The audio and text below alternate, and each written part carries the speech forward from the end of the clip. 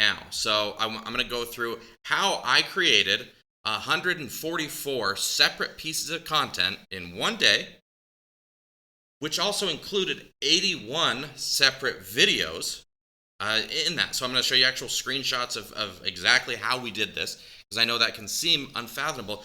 And I was actually able to impact over 360 separate places in our sales and marketing funnel, and able to do that with, like I said, one day of work, which I know sounds ridiculous. That's why we're going to show you how it was done. And it sounds crazy. It is crazy. It's ridiculous. Like, knowing Jimmy as long as I've known Jimmy, it doesn't like, oh, Jimmy talked for an entire day. Yeah, not that crazy. Not that hard to believe.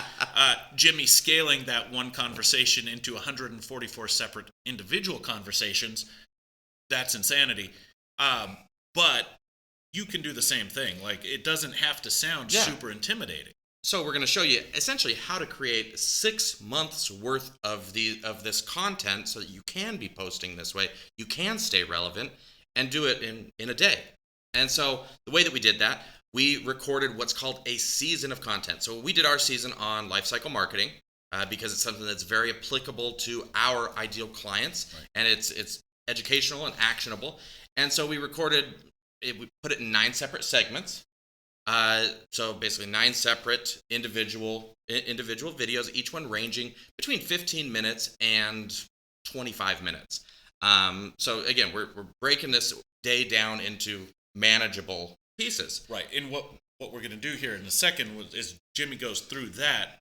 I'm going to show you how to then take that content and build it into the automation platform of your choice. Yeah. Right. So content creation.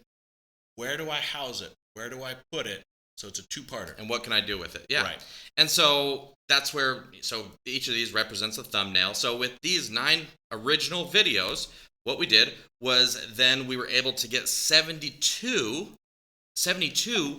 individual short videos. And then from there, we were able to get 9 separate blog posts because we had the transcript from the video, and we've got software that when it's recording, it does all that for us. And then we also got the audio file to where we had 9 separate podcasts as well. And then additionally, I was able to pull 45. So out of the 9 videos, pull 5 quotes out of each one, which are great to use on platforms like LinkedIn and Instagram. And any more quotes on LinkedIn, for example, have become more shared than videos.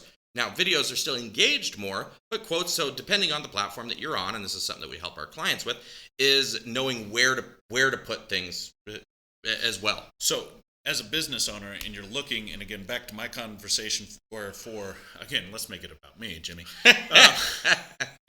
is you reach this paralysis point as a business owner where you know you should be creating content, that you know you should be automating content, but because you see stuff like Gary Vee saying 1 million posts a day, you go, screw it, I'm good. I'm not doing any of it. I don't know how to scale it. Imagine now taking that effort, that focused effort, scaling it out like Jimmy is talking about, automating it through the CRM delivery of your choice. How much time does that actually generate for yourself? Yeah. Then you're going to have to deal with your whole addiction to feeling busy. It's a separate conversation. But you got a position to fall back on so that you're communicating relevant content to those other, going back to the strawberry, 100, 10 closed, those 90 other folks that didn't close out of the gate. Yeah.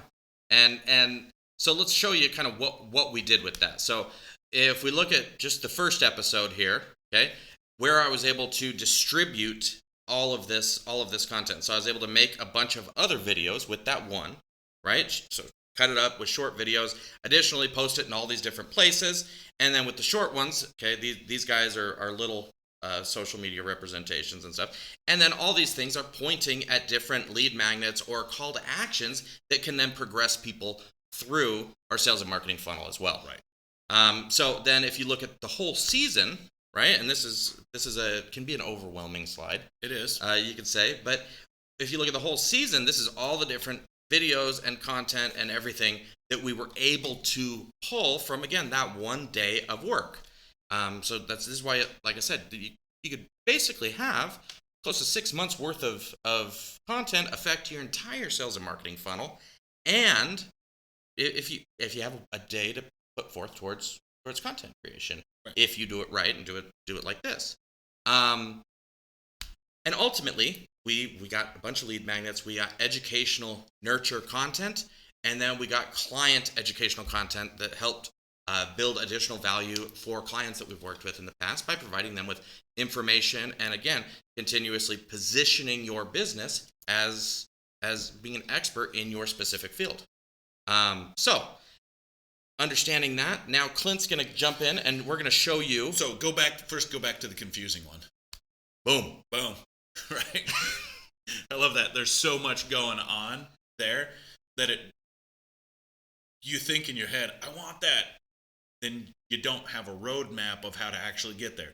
Jimmy creates the content for you. Now, how do we distribute that content in a relevant manner? Now, I'm not going to ask Jimmy to go back. Maybe we'll do it in post-recording, where I walked you through that campaign where I said, hey, first decision, have they bought this? No.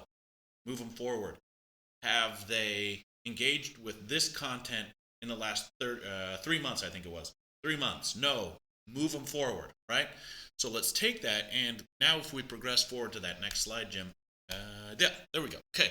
So I blocked out the actual product names because the client, their name is irrelevant. But what we have here is, if you start scrolling down that side there, back to the side, where you see contacts in these campaigns. See the low digits down at the bottom? Those are front-end offers. Now, this is a live snapshot because I like to shoot from the hip.